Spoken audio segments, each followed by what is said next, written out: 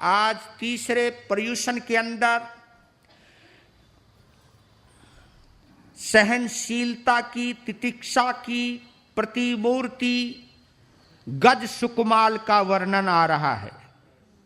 रोंगटे खड़े हो जाते हैं, मेरे तो रोंगटे खड़े हो जाते हैं।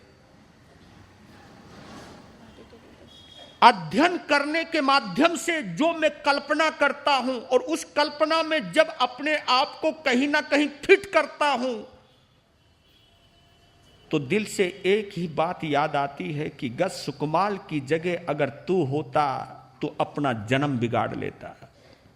धन्य हो, इतनी अद्भुत, इतनी भव्यतम विरासत में हम दीक्षित हुए हैं।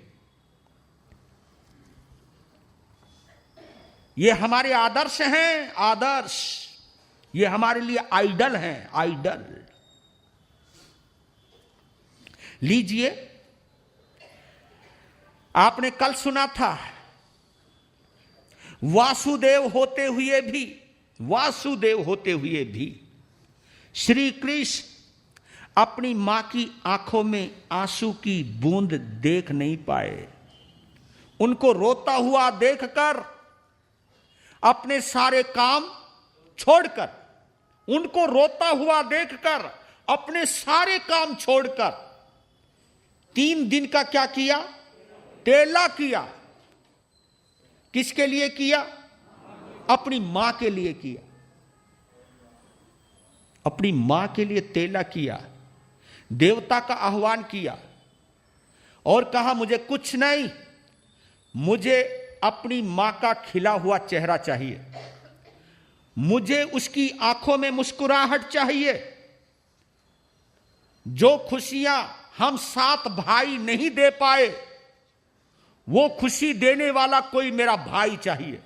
बस, दैट्स ऑल। इसके अलावा मुझे कुछ नहीं चाहिए। हम चाहे वासुदेव बन गए हो, लेकिन हमने अपनी मां की ख्वाहिश कभी पूरी नहीं की। इसलिए मुझे अफसोस होता है। मैं अपनी मां को जब रोता हुआ देखता हूं तो मेरा दिल भर आता है। इतनी पवित्र भावना से अपनी मां को खुशी और सुखी करने के लिए तेले की आराधना करी। तेला फलीभूत हुआ, देवता हाजिर हुआ, संदेश दिया, एक भव्य जीव देवलोक से चुकर आपकी माता देवकी के गर्भ में आएगा और उस जीव का बचपने का आनंद लेगी आपकी मां। लेकिन जैसे ही बचपन की दहलीज को लांघेंगे, जवानी के महल में प्रवेश करेंगे, तभी उनको भगवान अरिष्टनेमी के दर्शन होंगे, उनका प्रवचन सुनेंगे और उनके चरणों में दीक्षित होकर के अपनी आत्मा का कल्याण करेंगे। ये घोषणा 1 बार नहीं, 2 बार नहीं, बल्कि 3 बार की। देवता चला गया, खुशी दे दी, जीव आ भी गया, पलकर बड़ा होने लगा पेट में। 9 महीने 7.5 रात्रियां व्यतीत होने के बाद देवकी के आंगन में एक लाल आया। वो भी कमाल का, निहाल करने वाला लाल आया। जैसे वो पैदा हुआ, क्या रूप है उसका! आहा, क्या रूप है उसका! चेहरा चमक रहा है, दमक रहा है। किस तरह? उस तरह जैसे अभी अभी पूरब दिशा से अभी लाल लाल सूर्य उदय हुआ है। उसकी रोशनी निकल रही है, उसकी काया दमक रही है। उस काया की दमकन को देखकर, चमकन को देखकर उजाला हो गया राजमहल में। वसुदेव क्या, देवकी क्या, जितने भी वहां पर दास और दासियां हैं, पूरी खबर फैल गई। वो बच्चा का जो भी है शुद्धिकरण हुआ और उसे लेकर के सब नाचने लगे। और सबसे पहली खुशी मां बाप के बाद अगर मनाई तो किसने? श्री कृष्ण आए। अपने छोटे भाई को अपने हाथों में रखा और बिना पलक झपकाए अपने भाई की खूबसूरती को देखने लगा, उसकी कोमलता का अनुभव करने लगा और उसे लेकर के नाचने लगे। और क्या नृत्य किया है! और मालूम है, श्री कृष्ण का एक नाम है नटराज। क्या नाम है? नटराज। यानी नाचने में उनका कोई शानी नहीं था, उनको कोई चुनौती नहीं दे सकता था। क्या गजब का नृत्य था उनका, क्या कदमों में थिरकन थी उनके। और वो सारी खुशी जब शरीर में नहीं समाई तो थिरकन में बदल गई। और क्या नृत्य किया है! कलेजे से लगाया, आंखों से निहारा। बताओ, श्री कृष्ण इतने क्यों खुश हैं? अपनी मां को खुशी देकर बहुत खुश है। और इस भाई के लिए बड़े भाई ने तेले की आराधना की, तेले की साधना की। और उसका जब फल मिलता है ना, तो दिल की खुशी उछाले मारती है। नाम रखा उसकी कोमलता को देख के, क्योंकि गाल ऐसे अगर हाथ भी लगाओ, हाथ हटाओ तो गाल स्पंज कर रहे, स्पंज। तालू को छुआ, पांव के तालू को छुआ, हटाया तो गद्दीदार पांव, लाल सुर्ख पांव। तो हाथी के पांव की तरह उनका तालू है, इसलिए उनका नाम क्या रखा? गज सुकुमाल। मां को कहा, मां कैसा लगा नाम? बहुत सुंदर। बढ़ने लगे, फिर पढ़ने लगे, जवां हो गए। देखो कितनी जल्दी! तुम्हारे बच्चों को तो जवां होने में 15 साल लगते हैं, यहां 3 सेकंड में मैंने जवान कर दिया। और संयोग ऐसा हुआ कि इधर गज सुकुमाल का जन्म हुआ, उधर ही उसी द्वारिका के अंदर एक और घटना घटित हुई। उस द्वारिका के अंदर एक महाविद्वान और महाधनवान, जिसके ऊपर लक्ष्मी और सरस्वती दोनों की अपार कृपा, क्योंकि वेदों का ज्ञाता है, व्याकरण न्याय शास्त्र का व्याख्याता है, सौमिल ब्राह्मण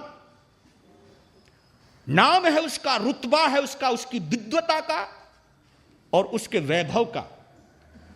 इधर गज सुकुमाल का जन्म हुआ और उधर सौमिल ब्राह्मण की सोमश्री पत्नी के गर्भ से सोमा नाम की पुत्री का जन्म होता है। वो भी पली बढ़ी पढ़ी जवां हो गई, जवानी में प्रवेश कर गई। इन दोनों की जवानी के उभार में वहां एक घटना और घटित होती है कि उसी वक्त सहस्राम्र वन के अंदर भगवान अरिष्टनेमी 22वें तीर्थंकर भगवान अरिष्टनेमी परमात्मा पधारे।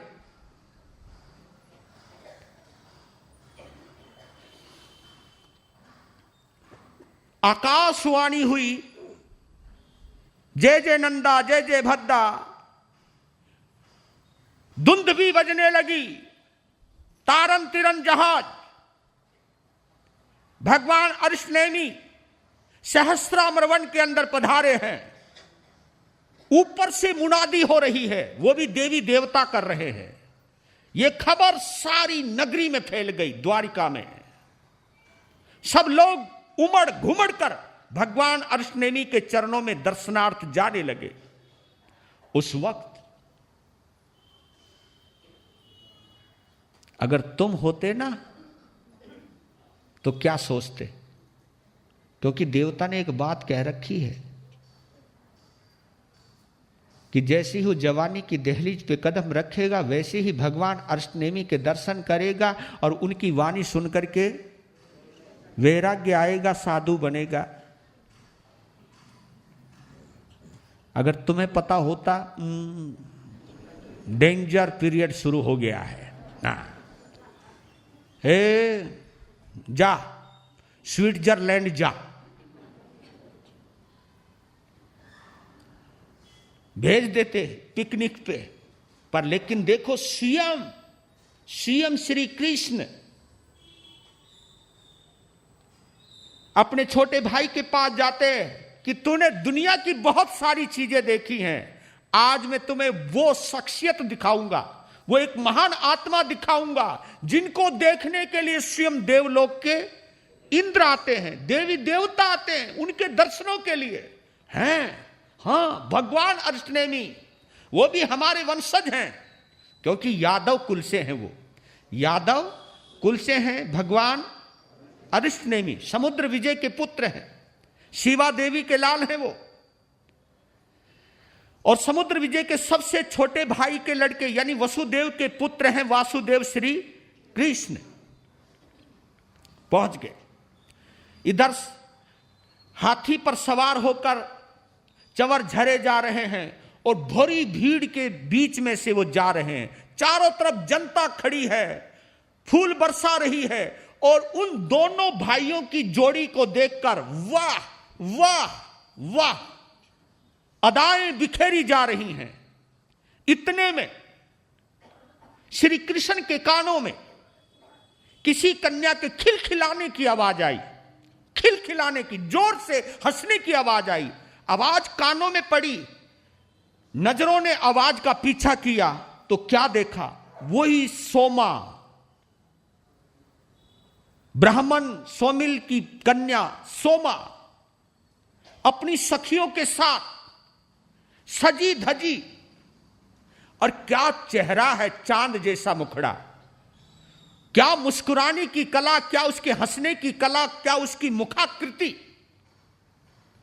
श्री कृष्ण ने जब देखा सोमा को मंत्र मुग्ध हो गए। शास्त्र बोल रहा है विमहीय विस्मित हो गए, क्या इतना सौंदर्य अभी और भी बाकी है? जबकि श्री कृष्ण की महारानियां एक से बढ़कर एक, लेकिन पहली बार ऐसा लगा कि वो चेहरा है जिस चेहरे का मुकाबला मेरी पटरानियां भी नहीं कर सकती हैं। उस चेहरे को देखते ही देखते रह गए श्री कृष्ण। एक सेवक को बुलाया कि लड़की किसकी है? कि ये सौमिल ब्राह्मण की कन्या है। ओह, मैं भगवान अष्टनेमी के समोसरण से वापिस आऊं उससे पहले मेरी तरफ से निवेदन करना सौमिल ब्राह्मण को कि स्वयं वासुदेव श्री कृष्ण ने आपकी कन्या का हाथ मांगा है, और ये मैं अपने भाई के लिए चुनता हूं। जो मेरे पास नहीं वो मैं अपने भाई को दूंगा। चले गए उधर, सेवक गए ब्राह्मण सोमिल के पास, कन्या का हाथ मांगा। सोमिल ब्राह्मण भी देखता रह गया। बुलाया सोमा को, उसका माथा चूमा, उसका भाग्य चूमा। बेटा तू इतनी भाग्यवान कि 3 खंड का मालिक वासुदेव अपने छोटे भाई के लिए तेरा हाथ मांग रहा है मेरे से भीख के अंदर। किसके अंदर? भीख में। भीख कि मुझे कुछ नहीं चाहिए, इसके बदले जो तुझे चाहिए वो ले, लेकिन मुझे अपनी कन्या का हाथ दे मेरे भाई के लिए। क्या किस्मत है। माथा चूमकर सजा धजा कर आरती करके अपनी बेटी को विदा कर दिया कि जाओ, जहां वासुदेव श्री कृष्ण ने अपने छोटे भाई के लिए कन्याओं को रखा था वहां भिजवा दिया। उधर प्रवचन में पहुंच गए, सभा में पहुंच गए, समोसरण में पहुंच गए। वाह क्या नजारा है, क्या दिव्य देशना है, क्या अमृतवाणी का झरना है। जैसे ही अमृतवाणी गज सुकमाल के कानों में पड़ने लगी। आहा, क्या तसल्ली मिली, क्या सुकून मिला, क्या आनंद आया। इस आनंद का अनुभव गज सुकमाल ने अपनी जिंदगी में पहली बार किया, जबकि धन की कोई कमी नहीं, संपदा की कोई कमी नहीं, वैभव की कोई कमी नहीं, ऐसो आराम के साधनों की कोई कमी नहीं, लेकिन आज महसूस होने लगा इतने सुख साधनों के बीच में रहते हुए आज जो मुझे सुकून मिला है, जो आनंद आया है, वो मुझे कहीं नहीं आया, कभी नहीं आया। ध्यान मग्न हो गए, प्रवचन पूर्ण हो गया। लेकिन जब गज सुकमाल को ध्यान में देखा तो श्री कृष्ण ने उनको डिस्टर्ब, उनको ध्यान भंग नहीं किया। इन्हें आनंद लेने दो, आनंद लेने दो। श्री कृष्ण लौट आए, जनता लौट आई। आंख खुली जब गज सुकमाल की तो सामने भगवान अर्चनेमी को पाया। उनके रोमांच को मैं अनुभव कर सकता हूं। इतने आनंदित हुए, आंखों से खुशी के आंसू बहने लगे और कहने लगे, भगवान वाह, वो आनंद जिसकी मैंने कभी कल्पना नहीं करी, वो आनंद, बस मैं इस आनंद से हमेशा के लिए जुड़ना चाहता हूं, आपके चरणों में रहना चाहता हूं, आपके संग रहना चाहता हूं। इतनी दूर बैठा तो इतना आनंद आया, अगर चरणों से जुड़ गया तो क्या आनंद आएगा। तो भगवान ने कहा, आहा सोहम देवानुपिया मां परिबंधम करे है। इसका मतलब क्या, कि शुभ कार्य में विलंब मत करो। ये काम आप करते हो, फिल्म देखनी है तो अभी देखनी है, हाँ, नोट कमाने तो अभी कमाने। और मैं सच बता रहा हूं, इस वक्त भी तुम यहां बैठे हो और तुम्हारे कान में कोई खबर दे दे कि जिससे तूने 25 लाख रुपए लेने वो आ गया है, नुक है, अरे क्या करूं, यहां तो मैं फंस गया, अब बीच में से उठूं तो कैसे उठूं, थारो मन कोन्या लाग गए, 25 लाख नजर आवे। और उस वक्त प्रवचन, हे भगवान, ये से तो रुकने वाला नहीं, भगवान करे महाराज का गला ही खराब कर दे ना, कहीं रुके तो सही, बीच में से उठ नहीं पाऊं, ये भाव आ सकते हैं। क्योंकि जहां आकर्षण है वहां लगाव है, और जहां लगाव है, जहां आकर्षण है वो प्राइमरी हो जाती है, और जहां आकर्षण नहीं होता वो सेकेंडरी हो जाती है। हमने धर्म को हमेशा सेकंड पे ही रखा है और धन को हमेशा प्रथम पे रखा है। प्रथम, जो प्रथम पर रहना चाहिए वो सेकंड पर चला गया, और जो सेकंड पर रहना चाहिए वो प्रथम पर आ गया। ये विडंबना है इस पंचम काल की, इस कलयुग की ये विडंबना है। नहीं तो ये उस चौथे आरे की बात कर रहा हूं मैं, कि जहां धन हमेशा दूसरे नंबर पर रहता था, दुनिया का सुख दूसरे नंबर पर रहता था, आत्मा का सुख प्रथम नंबर पे रहता था। उठ गए, कहा कि मैं अपने माता पिता से पूछकर आपके चरणों में दीक्षित हूंगा। चले आए, बड़े प्रसन्न। देवकी ने देखा आज गज सुकमाल बहुत प्रसन्न है, चेहरे पर नूर टपक रहा है। बेटा क्या हुआ, भगवान के दर्शन किए? हाँ। उनकी वाणी सुनी? हाँ। आनंद आया? उन्होंने कहा हाँ। कितना? पूछो मत। क्या सोचा तुम्हें छोड़ने का है? क्या? सच मां, मैं तेरी गोद में बड़ा हुआ हूं, तेरे हाथ को पकड़कर चलना सीखा है, तेरे हाथों के मैंने बहुत पकवान खाए हैं, लेकिन मां आज जो मुझे मिला तुम कभी कल्पना भी नहीं कर सकती क्या मिला मुझे आज। मां, तू मेरी मां है ना,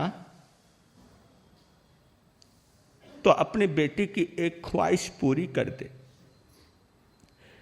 मेरी एक तमन्ना पूरी कर दे मां। बोल बेटा, मुझे दीक्षा की आज्ञा दे दे। इतना सुनती वसुदेव रोने लगे, मां रोने लगी। कहा बेटा मैं तुम्हें कैसे आज्ञा दूं, क्योंकि तुम्हारे बिना मैं अब नहीं जी पाऊंगी। कहा कि देख लो मां, एक तरफ अपने बेटे की खुशी और एक तरफ तुम्हारी खुद की खुशी। अगर तुम मुझे सच्चा प्रेम करती हो तो मेरी खुशी मुझे दे दो मां। ये देखिए, इसको कहते मोहब्बत। ये खबर सुनी वासुदेव श्री कृष्ण ने, नंगे पांव दौड़े आए, नंगे पांव लिपट गए, आलिंगई आलिंगिता, एकदम आलिंगन किया अपने छोटे भाई को, उसका माथा चूमने लगा। ए क्या सुन रहा हूं मैं, तू दीक्षा लेगा? हां भैया, भैया मैं तुम्हें कैसे बताऊं कि आज मुझे को क्या मिल गया।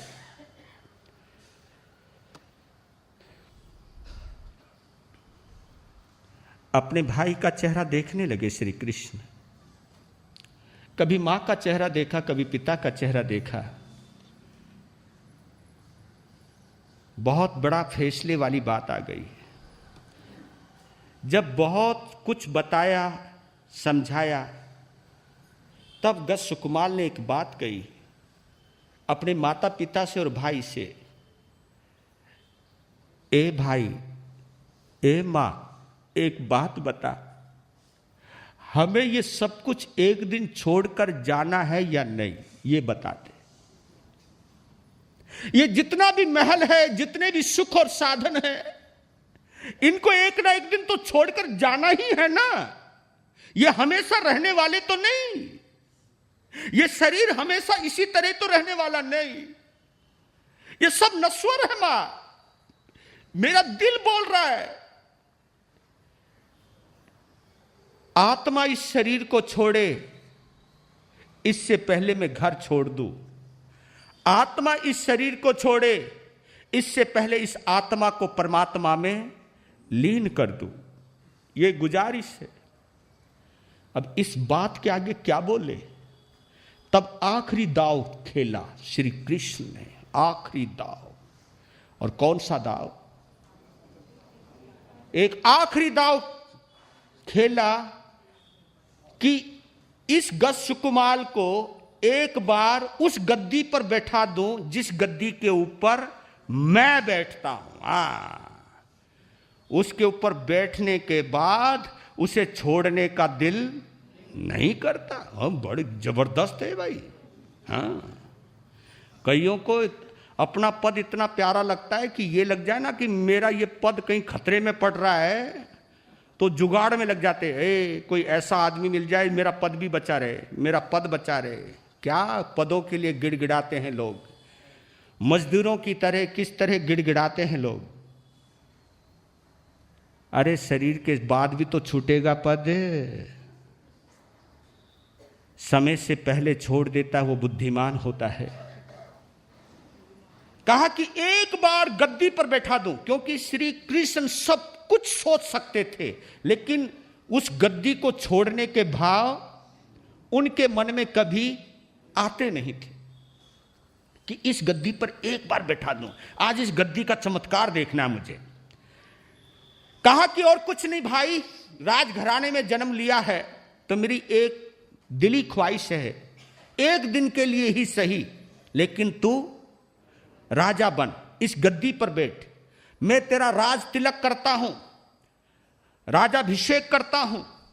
राजाभिषेक की तैयारी हुई, नहलाया धुलाया सजाया पहनाया, और वासुदेव ने अपना मुकुट अपने छोटे भाई को पहनाया और उसे अपने हाथों से उठाया और राजगद्दी पर बैठाया। देवकी सामने, वसुदेव सामने, वासुदेव सामने, सारी द्वारिका के दरबारी सामने, जनता सामने हाथ जोड़ करके आज श्री कृष्ण ने कहा कि अब तू वासुदेव, तू सम्राट, तू राजा, हम तेरी प्रजा, बोलो मेरे लिए क्या आज्ञा है। अब वो सोचते हैं, अब देखता हूं क्या आवाज आती है। तो मालूम है राज गद्दी पर बैठकर गज सुकुमार ने क्या कहा, अगर मुझे तुम राजा मानते हो, मेरे आदेश की पालना करते हो, तो चलो मेरी दीक्षा की तैयारी करो। श्री कृष्ण ने मां बाप की तरफ देखा, इशारा किया, अब इसे कोई रोक नहीं सकता। जिसे गद्दी नहीं रोक पाई उसे हम कोई नहीं रोक सकते। दीक्षा की तैयारी भव्यतम। पहुंच गए भगवान अर्शनेमी के दरबार में गज सुकुमार, सज धज कर वस्त्र आभूषण उतार दिए, साधु वेश धारण किया, एक चोटी रख ली जिसको फाड़ना है। पहुंच गए। भगवान अर्शनेमी ने भरी सभा में पूछा, मां बाप को तुम्हारी आज्ञा है? देवकी ने आज्ञा देने से पहले एक बात कही गज सुकुमार को, देख बेटा, हम तेरे आगे हार गए और तुझे हम आज्ञा दे रहे हैं, लेकिन आज एक मां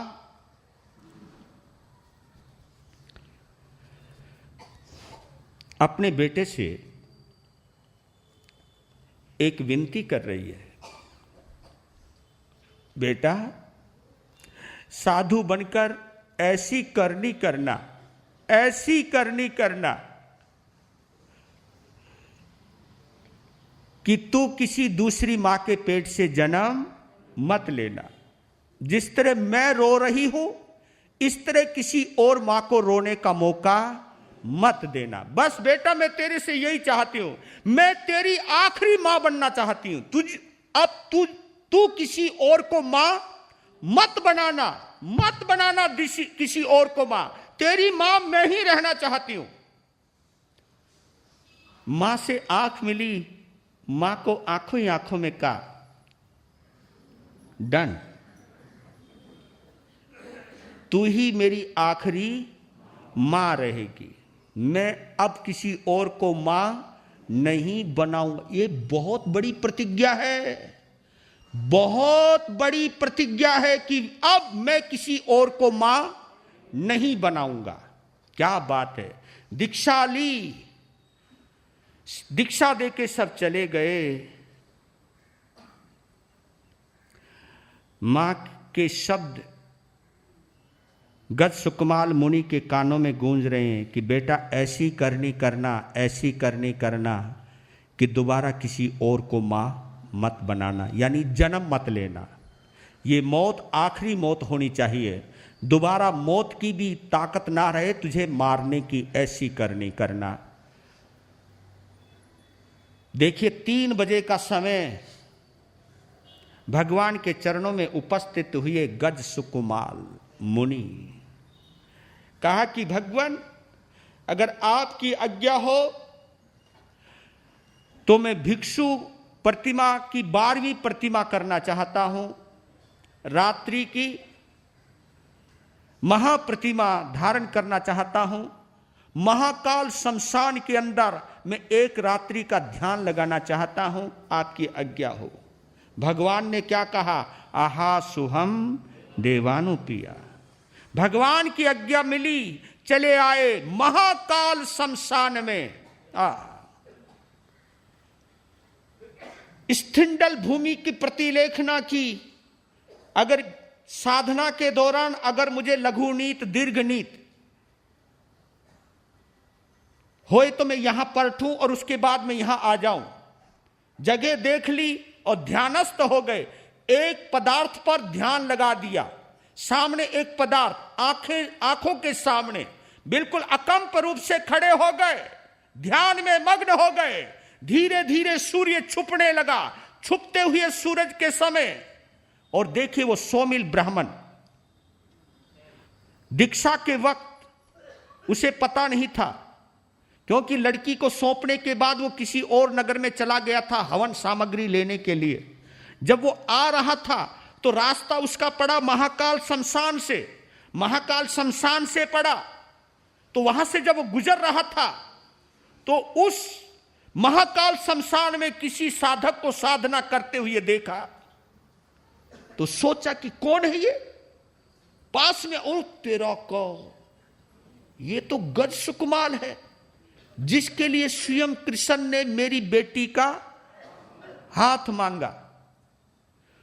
मेरी निर्दोष बेटी जिसके रूप में कोई कमी नहीं, जिसके भोलेपन में कोई कमी नहीं, और मैंने कितने अरमानों से सौंपा था उसको, उसका हाथ बिना थामे भगवान का हाथ थाम लिया। पहली बात तो जब आदमी को स्वार्थ होता है, क्योंकि उसने भी ये सोचा था कि मैं 3 खंड के मालिक का क्या बनूंगा। तुम्हारे यहां क्या बोला, बियाई जी? हाँ, बियाई। किसी की लड़की ब्याओ चाहे किसी के लड़का ब्याओ, बियाई बन जाते हो तुम, है ना, बियाई जी। तो उसका अपना एक रुतबा है, हाँ, रुतबा। तो स्वार्थ में बाधा पड़ी, क्रोध आया, लेकिन उस क्रोध के पीछे पिछले कर्म, वेरम सराई शब्द आया है। अभी जब मैं पढ़ रहा था, वेरम सराई यानी किसी को देखते ही एकदम क्रोध आ जाना, वेर भाव जागृत हो जाना। प्रत्यक्ष जो कारण है कि वो 3 खंड का ब्याई नहीं बन पाया, ये प्रत्यक्ष कारण। परोक्ष कारण क्रोध का कौन सा? 99 लाख भाव पहले वाला बैर। देखो, इसलिए कह रहा हूं, याद रखना कि कोई भी हमारे साथ कोई भी बुरा करता है ना, तो बुरा वो नहीं कर रहा है, बुरा हमने करवाया है उससे।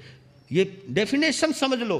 एक तो ये कि इसने मेरे साथ बुरा किया, पहली सोच ये है। ये सोच रहेगी तो आपके कसाय कभी भी कम नहीं होंगे, आपके अंदर कभी भी वैर भाव कम नहीं होगा। इसने मेरे साथ बुरा किया, ये भाव होंगे तो क्रोध आएगा ही आएगा। एक दूसरा भाव और है इसके अपोजिट, इसके द्वारा मैंने अपना बुरा करवाया, इसके द्वारा मैंने अपना बुरा करवाया, यानी मेरे दुर्भाग्य ने सामने वाले को मेरा बुरा करने को मजबूर कर दिया। एक अच्छा इंसान था ये, लेकिन मेरा बुरा करने को मजबूर हो गया। ये था बहुत अच्छा, लेकिन इसको जो बुरा बनाया है ना, मैंने बनाया है, मेरे अशुभ कर्मों ने बनाया है। मैंने कभी इसके साथ बुरा किया था, उस बुरे कर्मों ने सामने वाले अच्छे इंसान को भी बुरा बना दिया। आहा, ये फीलिंग अगर रहेगी तो बताओ क्रोध पैदा होगा। जिस दुख की वजह हम खुद को मानते हैं ना, मैं सच कहता हूं, तुम्हारे पजामे में, तुम्हारी धोती में तुम्हारी टांग उलझ जावे और तुम गिर जाओ, तो क्या तुम अपना पजामा फाड़ देते हो? बताओ ना। तुम्हारे कभी कभी भोजन के स्वाद में दांतों के बीच में जीभ आ जावे तो क्या तुम अपने दांत तोड़ते हो? बताओ ना, क्यों नहीं तोड़ते? हाय, मेरी तो दांत है। तो यही सोचा करो, अगर किसी ने बुरा किया है तो सामने वाले को बुरा करने को मेरे कर्मों ने मजबूर किया है, मेरे कर्मों ने। ये तो बहुत अच्छा इंसान था, मेरे ही अशुभ कर्मों ने इसके अंदर ये भावना पैदा करी। वो वैर भाव, कौन सा वैर भाव? देखो, 99 लाख भाव पहले, क्योंकि समय नहीं है मेरे पास, 99 लाख भाव पहले वही देवरानी जेठानी का चक्कर है भैया। ये बहुत बुरा चक्कर होता है। देवरानी जेठानी का नहीं था, सोत सोत का चक्कर था। देवरानी जेठानी का होता तो भी काम चल जाता, सोत सोत का। एक राजा की 2 रानियां, एक राजा की 2 रानियां। बड़ी के हुआ नहीं कोई बच्चा, छोटी के हो गया बच्चा। बड़ी के हुआ नहीं कोई बच्चा, छोटी के हो गया बच्चा। और जब छोटी के हुआ बच्चा तो राजा हो गया उसका सच्चा में सच्चा, उसका पक्का हो गया। उसका इज्जत बनी, उसका सम्मान बढ़ा, उसकी जय जयकार हुई। और बड़ी छोटी को देखकर होता है चिढ़ने लगी। और फिर एक अंदाजा लगाया, मेरे अपमान में, इसके सम्मान में कौन है बीच में? वो छोटा सा बच्चा। इसने फर्क डाल दिया। इस बच्चे की वजह से मैं जलील होती हूं और इसका सम्मान होता है। तो उस बच्चे को देखती वो चिढ़ा करती थी। बड़ी सोच उस बच्चे को देखकर चिढ़ा करती थी। और संयोग ऐसा, वो मन में भावना भाती रहती, पता नहीं कब मरेगा ये, कब मरेगा ये, जब तक जिंदा रहेगा तेरी इज्जत कभी नहीं होनी, कभी नहीं होनी, कभी नहीं होनी। ये सोचते सोचते क्या हुआ, क्या हुआ? बच्चे के सिर में एक छोटी सी फुंसी हुई, फिर वो बड़ी हो गई और बढ़ती गई। बच्चा रोने लगा और फोड़ा इतना बड़ा हो गया, इतना बड़ा हो गया, पूछो मत। फिर सोचने, उसकी माँ बड़ी परेशान अपने बच्चे को लेकर के। बड़ी ने कहा कि चिंता मत कर, इसका इलाज मेरे पास है। कौन सा? कि देख। तब उसने एक उड़द की रोटी बनाई, मोटी मोटी जाड़ी रोटी। जाड़ी समझते हो ना, है ना तुम्हारी भाषा है तो। जाड़ी रोटी, मोटी रोटी, आधी कच्ची आधी पक्की, गर्मा गर्म, इतना बड़ा। और ऊपर से वो रोटी डाल दी गर्मा गर्म। चमड़ी मवाद की वजह से बिल्कुल पतली हो चुकी थी। जैसी गर्मा गर्म रोटी पड़ी और उसे बांध दिया, वैसी वो चमड़ी फट गई और बच्चा मर गया। देखा वो जीव, वो बच्चे का जीव, वो बच्चे का जीव सोमिल ब्राह्मण बना। और जिसने वो बाटी बनाई थी, रोटी रखी थी, वही क्या बनी?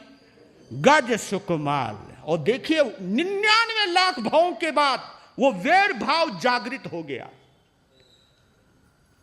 पागल हो गया। इसे छोड़ूंगा नहीं, छोड़ूंगा नहीं। देखने लगा क्या करूं।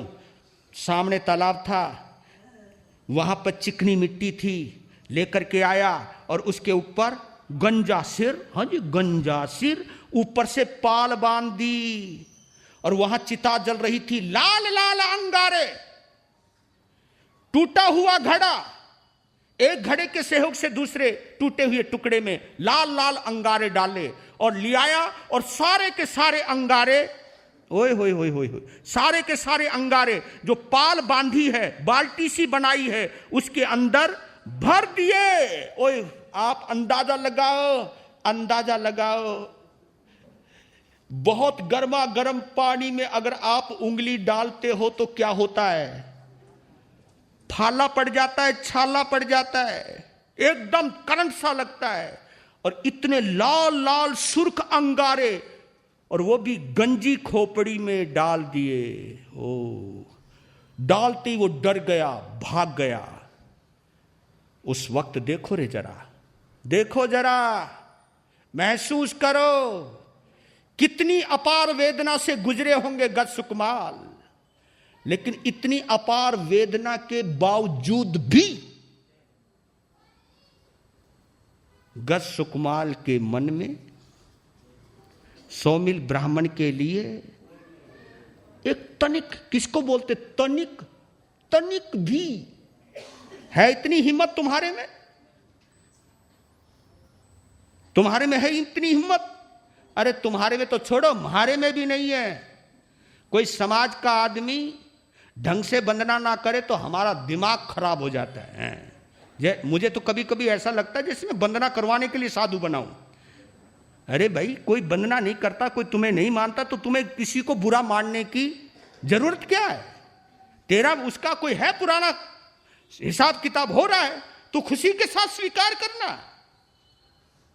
क्या तुम समझते हो? बड़गांव शेरी के अंदर मेरा चतुर्मास हुआ तो क्या सभी सहमत थे मेरे चतुर्मास से? आपके बीच में कोई ना कोई वो भी होगा जो ये चाहता होगा कि रमणीक मुनि का चतुर्मास नहीं होना चाहिए, यहां होगा कोई ना कोई, हो भी सकता है। यह हर जगह की बातें हैं, कोई इस जगह की बातें नहीं है मेरे भाई। पर लेकिन जिसका अंजल है वो आता है जाता है। मैंने कौन सा, क्योंकि इस साल मुझे आना होगा, यहां का दाना पानी होगा तो ही आया हूंगा मैं। पर लेकिन ये सोच सोच की बात है। तनिक भी मजाल है 100 मील के लिए बुरे भाव आयो, धन्य हो, धन्य हो। और उस वेदना में किस कदर गुजरे होंगे और उस वेदना के अनुभव भी नहीं किया, क्योंकि उनकी आत्मलीनता इतनी बढ़ गई। खोपड़ी ही जल रही है, खोपड़ी के साथ साथ कर्म भी जल रहे हैं। और कर्म किस लिए जले बताओ? कर्म इसलिए जले क्योंकि मन में कोई क्रोध नहीं आया, नहीं तो 2 अग्नि साथ जल जाती। एक अग्नि तो सिर जला देती, एक अग्नि आत्मा जला देती, आत्मा को खत्म कर। लेकिन इस अग्नि के अंदर आत्मा ऐसे ही तप कर निखर कर बाहर आई, जैसे अग्नि के अंदर सोना कुंदन बनकर बाहर आता है। ऐसे थोड़ी ही देर में केवल ज्ञान हो गया और हाथों ही हाथ निर्वाण हो गया। बोलिए गज सुकमाल अनगार की। एक बार दिल से बोलिए, उनको ध्यान में रख के बोलिए, बोलिए गज सुकमाल अनगार की। गीत गाऊं, वो एक छोटा सा गीत गा लेता हूं। क्षमा का पुजारी वीर गज सुकमाल था, क्षमा का पुजारी वीर गज। कोई भी जबान अछूती नहीं रहनी चाहिए। क्षमा का पुजारी वीर गज सुकमाल था, क्षमा का पुजारी वीर गज सुकमाल था। देवकी का लाल था वो, देवकी का लाल था, देवकी का लाल था वो, देवकी का लाल था। क्षमा का पुजारी वीर गज सुकमाल था, क्षमा का पुजारी वीर गज सुकमाल था। देवकी का लाल था वो, देवकी का लाल था, देवकी का वो, देवकी का लाल था। प्रेम भरी वाणी सुनने में भगवान की, प्रेम भरी वाणी सुनने में भगवान की। दिल में अनोखी ज्योत जग गई ज्ञान के, दिल में अनोखी ज्योत जल गए ज्ञान के। संयम ले दुनिया का काटा मोह जाल था, संयम ले दुनिया का काटा मोह जाल था। देवकी का लाल था वो, देवकी का लाल था, देवकी का लाल था वो, देवकी का लाल था। क्षमा का पुजारी वीर गज सुकमाल था, क्षमा का पुजारी वीर गज सुकमाल था। देवकी का लाल था वो, देवकी का लाल था, देवकी का लाल था वो, देवकी का लाल था। माता ने आशीर्वाद दिया प्रेम और प्यार से, माता ने आशीर्वाद दिया प्रेम और प्यार से। बेड़ा पार करे जाना बेटा संसार से, बेड़ा पार करे जाना बेटा संसार से। यही बात बार बार कह रहा गोपाल था, यही बात बार बार कह रहा गोपाल था। देवकी का लाल था वो, देवकी का, देवकी का लाल था वो, देवकी का लाल था। क्षमा का पुजारी वीर गज सुकमाल था, क्षमा देवकी का लाल था वो, देवकी का लाल था, देवकी का लाल था वो। ये लड़ाई कैसे जीती? दिल को बना के दृढ़, वज्र समान जी दिल को बना के दृढ़, वज्र समान जी जाके शमशान में लगाया झटपट ध्यान जी, जाके शमशान में लगाया झट ध्यान जी। 100 मील वहां पर तब आया तत्काल था, 100 मील वहां पर तब आया तत्काल था। देवकी का लाल था वो, देवकी का, देवकी का लाल था वो, देवकी का लाल था। क्षमा का पुजारी वीर गज सुख माल था, क्षमा का पुजारी वीर गज सुख माल था। देवकी का लाल था वो, देवकी का लाल था, देवकी का लाल था वो। एक बात याद दिलवाना चाहता हूं आपको, देख लो 99 लाख भावों के बाद भी, देख लो 99 लाख भावों के बाद भी प्रतिशोध आ गया अचानक ही याद जी, प्रतिशोध आ गया अचानक ही याद जी। बदला चुकाया, बदला चुकाया सिर अग्नि को डाल था, बदला चुकाया सिर अग्नि को डाल था। देवकी का लाल था वो, देवकी का लाल था, देवकी का लाल था वो, देवकी का लाल था। क्षमा का पुजारी भी गज सुख माल था, क्षमा का पुजारी भी गज सुख माल था। देवकी का लाल था वो, देवकी का लाल था, देवकी का लाल था वो, देवकी का लाल था। बोलिए गज सुख माल अनगार की। आप लोग अगर श्रद्धा पूर्वक श्रवण कर रहे हो तो मालूम है आपको, सुनते सुनते सुनते सुनते अनंत अशुभ कर्मों की निर्जरा हो रही, सुनते सुनते। ये लाभ है सत्संग का, ये लाभ है। और इस वक्त अगर भाव उत्तम पहुंच जाए और आपको इन भावों की उत्तमता में देव गति का और मनुष्य गति का बंध भी हो सकता है, इसी वक्त अगर भाव उच्चता में ले जाएं। इसलिए कहता हूं कि जब भगवान की वाणी सुनो, जिनवाणी सुनो, तो उस वक्त मस्त होकर के सुना करो।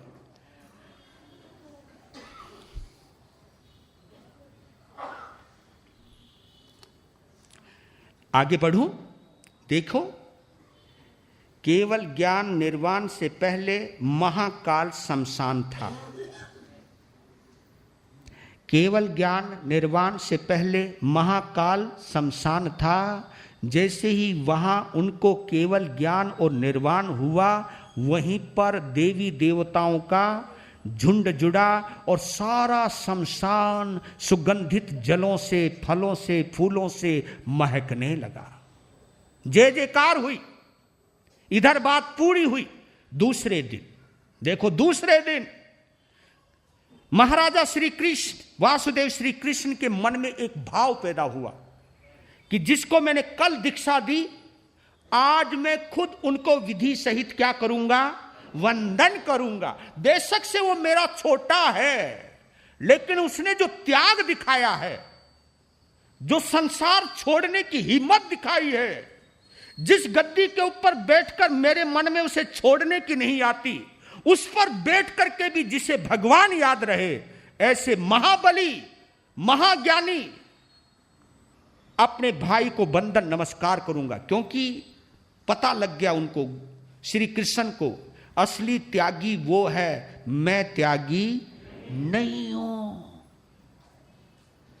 ये आलोचना ही तो उनको भावी तीर्थंकर बना रही है। देखिए, कमी होना कोई बुरी बात नहीं है, लेकिन कमी को कमी नहीं मानना, ये तो वही वाली होगी ना, चोरी और ऊपर से सीना जोरी।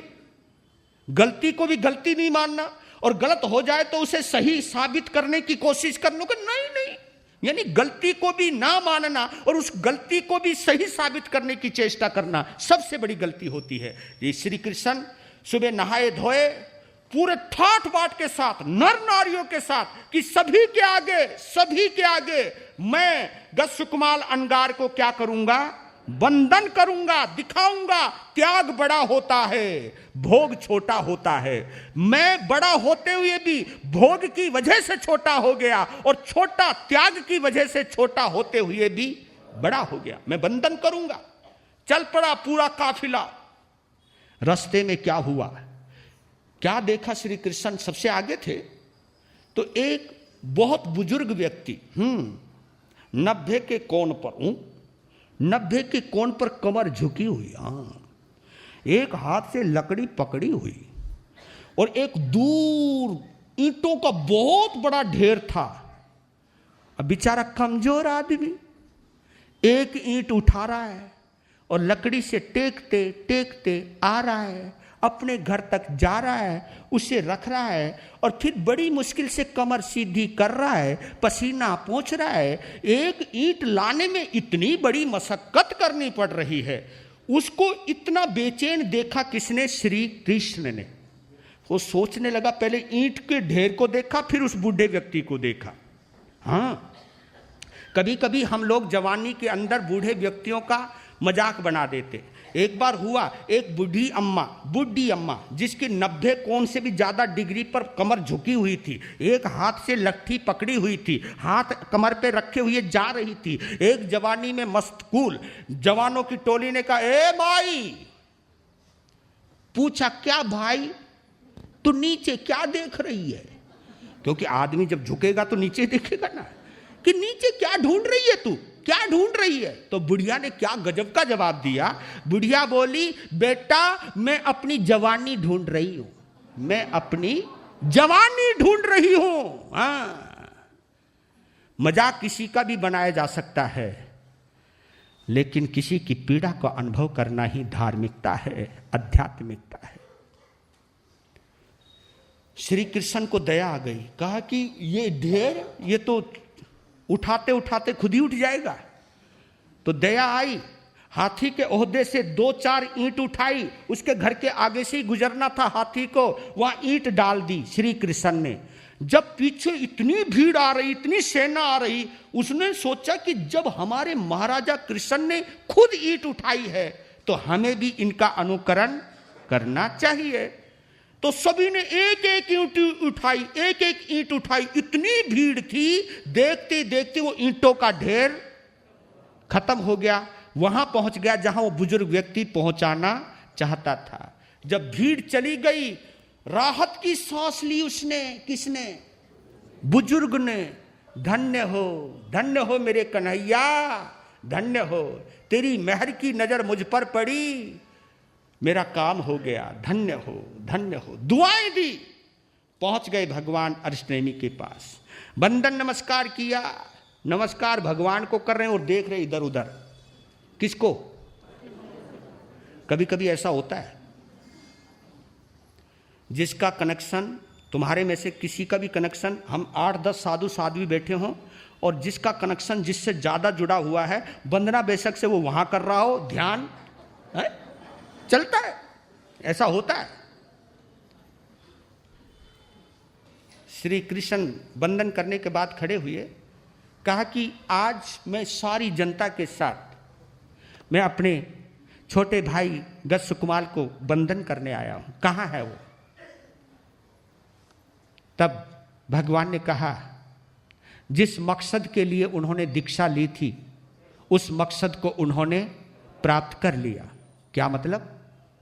हाँ, साधु किसके लिए बना जाता है? मुक्ति के लिए। हाँ, साधु का लक्ष्य क्या है? मुक्ति के लिए। मुक्ति में चले गए, क्या कल साधु बने और मुक्ति में चले गए? ऐसे कैसे? ऐसे कि तुम लोग दीक्षा देने के बाद चले गए, मेरे पास आए और कहा कि मैं एक रात्रि की महाप्रतिमा महाकाल शमशान में करना चाहता हूं।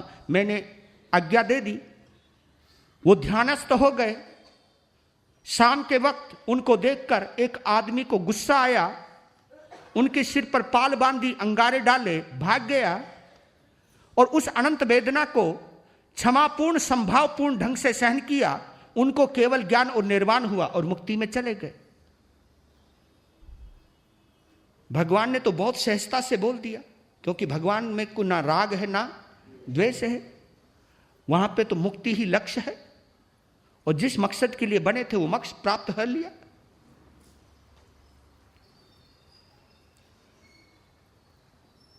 श्री कृष्ण का क्रोध आप पे से बाहर। कौन दुष्ट है वो जिसने मेरे भाई को अकाल में काल के गाल में पहुंचाया? मैं आज देख नहीं पाया कौन है वो। गुस्सा इतना आया उनको गुस्सा करते हुए देखकर। देखो भगवान क्या फरमा रहे हैं कि हे कृष्ण, उस व्यक्ति के ऊपर गुस्सा मत कर। उस व्यक्ति ने तुम्हारे भाई के साथ भला किया है। क्या भला किया है? वैसा ही भला किया है जो तुम भला करके आ रहे हो। क्या मतलब? जब तुम मेरे दर्शनों के लिए आ रहे थे, एक बुजुर्ग व्यक्ति जो बहुत बुजुर्ग था, शरीर जर्जर था, एक ईंट उठाता था, रख रहा था, उसको देख के तुम्हारे को दया आई? तुमने 2-3 ईंट उठाई, सारी जनता ने उठाई, और देखती देखती वो ईंटों का बड़ा सारा ढेर देखती देखती खत्म हो गया। जो तुम करके आए हो वही काम उस व्यक्ति ने किया है, इसलिए उस व्यक्ति के लिए तू क्रोध मत कर। पर कहां दिल मानता है? अगर दिल मानता तो वो संयम ना ले लेते। दिल मानता तो संयम लेकर के आत्मा का कल्याण नहीं कर जाते। कर्म का भी अपना प्रभाव होता है। बस भगवान अगर नाम नहीं बताना चाहते, पहचान तो बता दो कि पहचान यही है। और पहचान इसलिए बताई उन्होंने, नहीं तो वो भी नहीं बताते। पहचान इसलिए बताई कि जब तुम दर्शन करके वापिस जाओगे, तुम्हें देखकर एक आदमी ठगा हुआ रह जाएगा, ठगा का खड़ा रह जाएगा, और वहीं उसका हार्ट फेल हो जाएगा और वो वहीं मर जाएगा। ये समझ लेना उसने तुम्हारे भाई की सहायता की है। चल पड़े। और उधर सौमिल ब्राह्मण को पता चला कि वासुदेव श्री कृष्ण भगवान अष्टनेमी के दर्शनों के लिए गए हैं। हलचल मच गई। अब तो गयो ठाकुर, तू तो गयो, क्योंकि भगवान से कुछ भी छुपा हुआ है नहीं। वहां 10 सुकुमार को ना देकर पूछेंगे कहां गया, क्या हुआ, और भगवान सब बता देंगे। और तुझे कुत्ते की मौत मारेगा श्री कृष्ण, कुत्ते की मौत मारेगा। क्या करूं, करना क्या? भाग यहां से, भाग लिया। और संयोग ऐसा हुआ, इधर से श्री कृष्ण द्वारिका में घुस रहे थे और उधर से सौमिल ब्राह्मण निकल रहा था। एक ही चौराहे पर आमना। देखो मौत कहां खींच करके लाती है बंदे को। जिस व्यक्ति को जहां मरना है वहां मौत खींचकर ले जाती है। वहीं पर श्री कृष्ण को देखा, देखते ही रह गए और वहीं प्राण छोड़ दिए। जैसी वो गिरा समझ गया ओ सौमिल ब्राह्मण। शास्त्र को तो कहता है कि रस्सी से बंधवा करके उसके पांव फिकवा दिया कहीं, उस जगह को पानी से शुद्ध करवाया, समय खत्म हुआ। इस प्रकार ये 8वां अध्ययन, तृतीय वर्ग का 8वां अध्ययन पूर्ण हुआ। 9वां अध्ययन सुमुख कुमार का, दुर्मुख कुमार का, 10वां अध्ययन दुर्मुख कुमार का, 11वां अध्ययन कूपक का। इनका वर्णन इस तरह समझ लेना चाहिए। इन तीनों राजकुमारों के माता पिता का नाम बलदेव और माता का नाम धारिणी था। और 12वां दारुक कुमार और 13वां अनादृष्टि कुमार, इनके माता पिता का नाम वसुदेव और माता का नाम धारिणी था। इस प्रकार तृतीय वर्ग के 13 अध्ययन पूर्ण हुए। तृतीय अध्ययन पूर्ण हुए। बोलिए भगवान महावीर स्वामी की। कल क्या वर्णन आएगा? कल द्वारिका का नाश किस तरह होता है, ये बहुत बड़ी प्रेरणा है इस आगम के अंदर, बहुत बड़ी प्रेरणा है इस आगम के अंदर। और इस प्रेरणा को अगर लेना चाहते हो तो कल आइएगा और इन पोजीशनों के अंदर अपने आप को संभालिएगा। जब किसी की छोटी सी बात चुभ जाए चुभ जाए, गुस्सा आए, याद कीजिएगा गज सुकमाल को। मुझको तो इसकी छोटी सी बात भी चुभ गई, लेकिन उनको जिनके सिर पर अंगारे, लेकिन फिर भी संतुलन। जय हो।